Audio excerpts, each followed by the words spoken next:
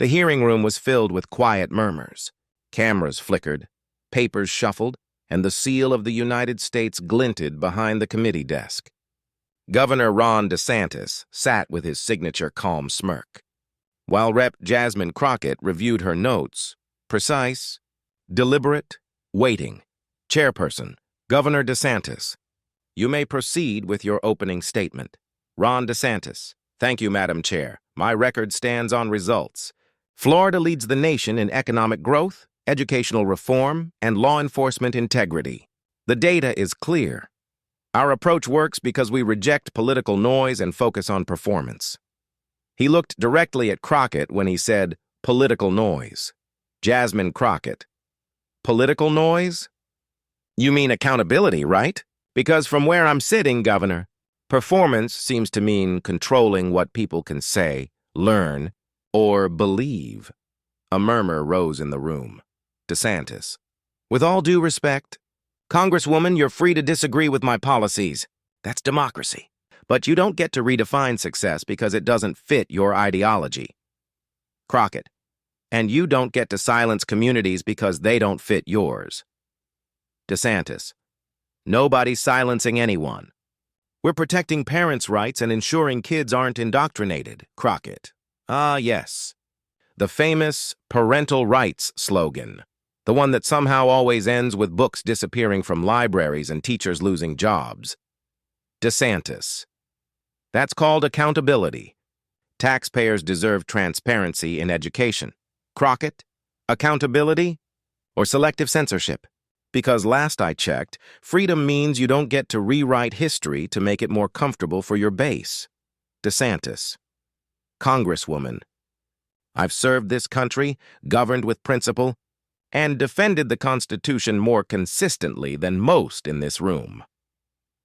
Crockett, defending the Constitution by restricting speech, targeting minorities, and punishing those who dissent.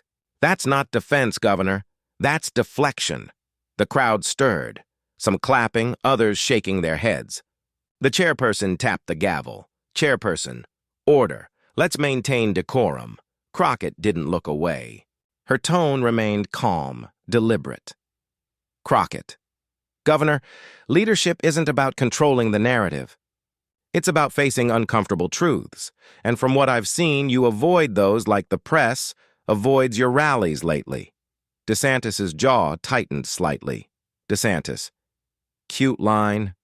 But while others are busy performing for cameras, I'm actually governing. Crockett, governing or gaslighting? Because there's a difference. One serves people. The other manipulates them. A few journalists exchanged glances. One mouthed, she's fearless. DeSantis leaned forward. DeSantis, you've made a career out of attacking conservatives. Congresswoman, but what have you actually built? Crockett, I've built awareness, Governor. I've built accountability. The kind that holds leaders like you to the same rules as the people you claim to protect. A tense pause. The room felt heavy, the kind of silence that signals the fight has only begun. The air in the chamber had changed. Governor Daniels sat straighter, his jaw tight, his papers perfectly aligned before him, every movement controlled. Rep. Alana Carter leaned forward slightly, voice calm but loaded with precision. Governor Daniels, Congresswoman Carter, you've made some bold accusations today. But I think the American people care more about outcomes than about your sound bites, Rep. Carter. Then you'll be glad to know, Governor, that outcomes are exactly what we're discussing. Outcomes of decisions that left thousands without. Resources, while your administration bragged about budget surpluses. Stir rippled through the crowd behind them. Governor Daniels, we made tough fiscal choices. Leadership isn't about making everyone happy. It's about making progress. Rep. Carter, progress that benefits the powerful, perhaps. Because from what I've seen, every tough choice you've made came at the expense of someone who couldn't afford to fight back. Governor Daniels, that's an unfair characterization. You're implying intent behind complex policy decisions. Rep. Carter, intent is revealed by pattern, Governor. And your pattern is painfully clear. Daniels shifted. maintaining a smile that didn't reach his eyes. Governor Daniels, let's talk about your state, Congresswoman. Rising crime, economic stagnation. Hardly a model for good governance. Representative Carter, deflection noted. But this isn't about my district. This is about your record, your budget cuts to education, your gag orders on public institutions, your intimidation of journalists who ask the wrong questions. The room fell silent again. Cameras zoomed in. Governor Daniels, I won't sit here and be lectured by someone who's never had to balance a real budget. Representative Carter, you're right. I've never balanced a budget by cutting school lunches while raising your office's PR spending. The crowd reacted, murmurs, half-suppressed laughter. The chair struck the gavel. Chairperson. Order, please. Carter didn't even blink. Representative Carter. Governor, transparency isn't an attack. Accountability isn't disrespect. If your policies can't survive scrutiny, maybe the problem isn't the questions, it's the answers. Daniels exhaled sharply. Governor Daniels, you're turning this into a spectacle. Representative Carter, no, Governor. You turned it into a spectacle the day you treated public office like a stage. I'm just holding the spotlight steady. For a moment, Daniels had no response. He glanced toward his aides, searching for a lifeline that wasn't there. Governor Daniels, you love your headlines, don't you? Representative Carter, I love my country, and I'd rather make headlines for asking questions than make history for avoiding them. The chair tapped the gavel again, but the audience was already leaning forward, completely still. The hearing room was charged, air thick with tension. Reporters typed furiously, cameras rolling nonstop. Governor Daniels adjusted his tie, feigning composure.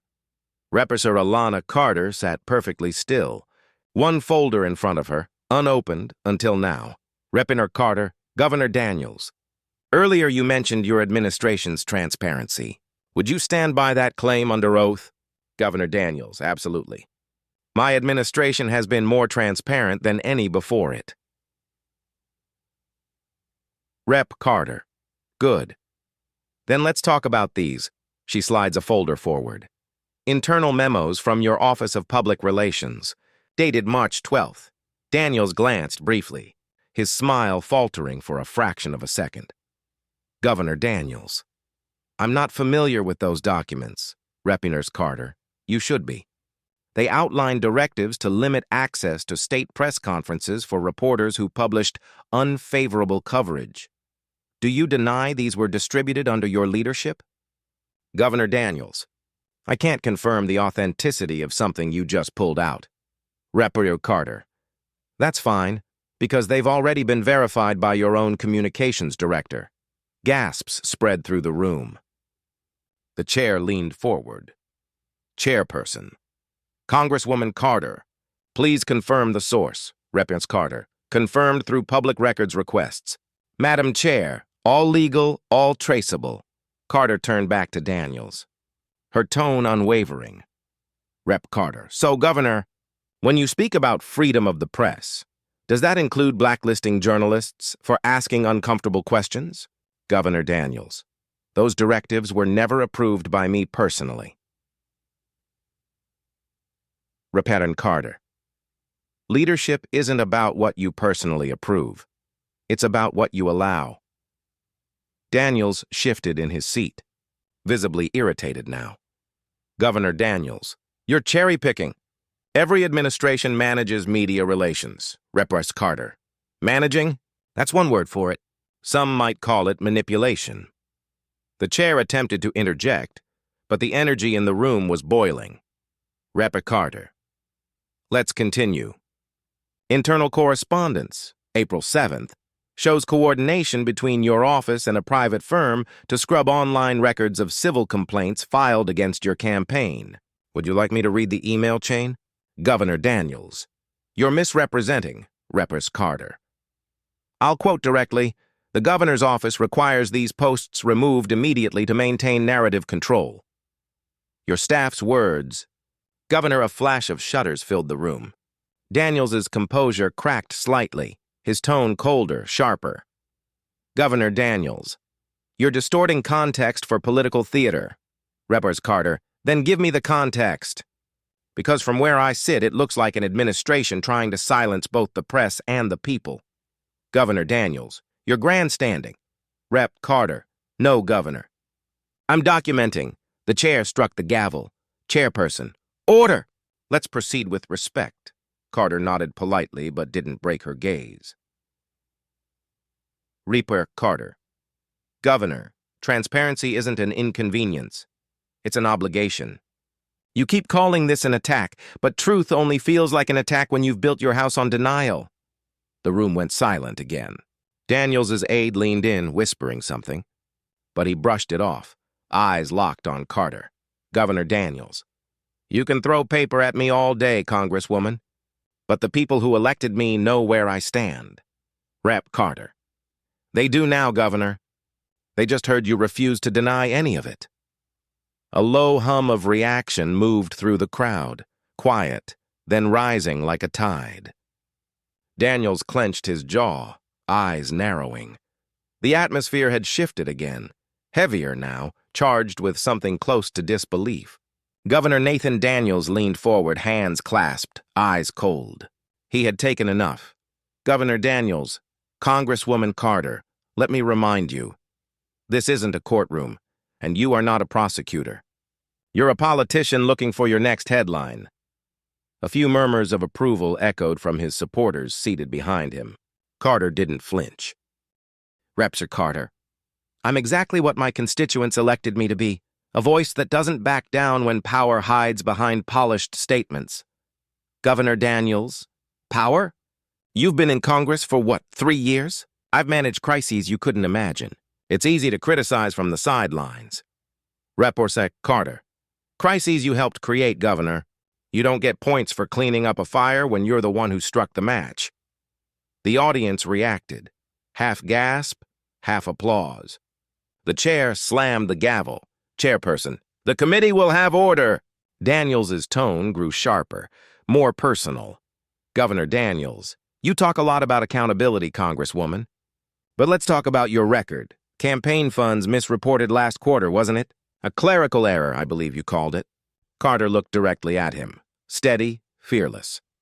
Representative Carter, yes, reported, corrected, and fully transparent. Difference is, Governor, I fix mistakes. You hide them. Daniels' jaw tightened. Governor Daniels, you've built your brand on outrage. I build real results. Rep. Carter, real results? Your administration erased public records, punished reporters, and slashed funding for schools and hospitals, all while calling it efficiency. That's not leadership, Governor. That's control. Daniels leaned closer to the mic, voice low and deliberate. Governor Daniels, you're a master of drama, Congresswoman, but policy isn't theater, Rep. Carter. Then stop performing. A stunned silence filled the room. Even the chair didn't move. Carter continued, calm but cutting. Representative Carter, you want to make this personal?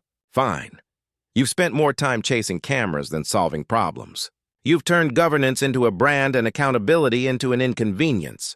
And every time someone calls you out, you hide behind patriotism like it's armor. Daniels's face flushed slightly. Governor Daniels, you think you're better than the system, don't you? Rep. Carter, no, Governor. I think we can be better than the system if we stop letting people like you exploit it. The crowd erupted again. Applause, murmurs, tension, thick as smoke. The chair's gavel echoed, but no one cared. Daniels rose halfway from his seat, visibly angry. Governor Daniels, I will not sit here and be insulted by a grandstander with no grasp of responsibility. Representative Carter, then stand, Governor. The truth hits harder when you face it head-on. He froze, eyes locked on hers, the cameras catching every twitch, every breath. Representative Carter, you wanted a spotlight. Now you've got it. Daniels finally sat back down, silent. The chair cleared her throat, voice shaky but firm. Chairperson, the committee will recess for 10 minutes. Carter closed her folder, slow and deliberate. Daniels stared down at the table, jaw tight. the confident posture gone. The room erupted in whispers, flashes, and the metallic hum of tension that wouldn't fade. 10 minutes later, the chamber doors reopened. Reporters rushed back into their seats, microphones reset, cameras live again. The world was still watching. Governor Nathan Daniels returned first, face calm again, expression rehearsed. Reps Alana Carter followed a moment later, her folder already open, pen in hand. The chair gavelled once. Chairperson, this hearing will resume. Congresswoman Carter, you may proceed with your final remarks. Carter nodded, voice level but resonant. Rep to Carter, thank you. Madam Chair, Governor Daniels before the recess. You said leadership means making tough choices. I agree. But the toughest choice a leader ever makes is telling the truth when it's inconvenient. She lifted a new page from her file.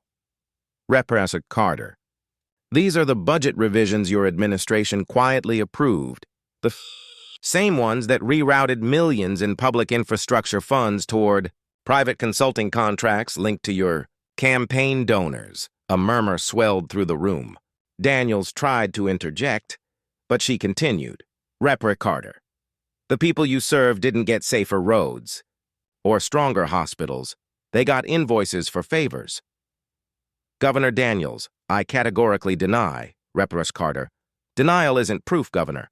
And when the paperwork says your signature authorized those transfers, denial just sounds like noise. The chamber erupted. The chair's gavel cracked through the uproar. Chairperson, order! Daniels spoke into his mic, voice trembling slightly. Governor Daniels, you're twisting facts for attention. My record speaks for itself. Representative Carter. It does, Governor, and that's the problem. She stood looking directly into the cameras. Representative Carter. This isn't about left or right. It's about right and wrong. Public office isn't a brand. It's a responsibility, one we either honor or betray. And when the people watching this tonight look at us, they deserve to see integrity, not excuses. Daniel said nothing. The silence was louder than any defense he could offer. Representative Carter. Leadership isn't measured by the power you hold. It's measured by what you do when that power is questioned. She placed the final document on the table, her voice steady. Representative Carter, my questions are finished. The truth can take it from here. The chair gavelled once more. Chairperson. Governor Daniels, Congresswoman Carter. This session is concluded. Daniels gathered his papers without looking up. Cameras flashed as he exited through the side door, jaw locked. Carter remained seated for a moment, exhaling softly, not triumphant, just resolute. As the crowd began to leave, a reporter shouted from the gallery, Reporter, Congresswoman Carter. What happens next? She paused, turned slightly toward the microphones. Rep Carter, accountability. Whether they like it or not, she walked out, calm, unshaken, as the echo of her words hung in the air. The screen faded to black.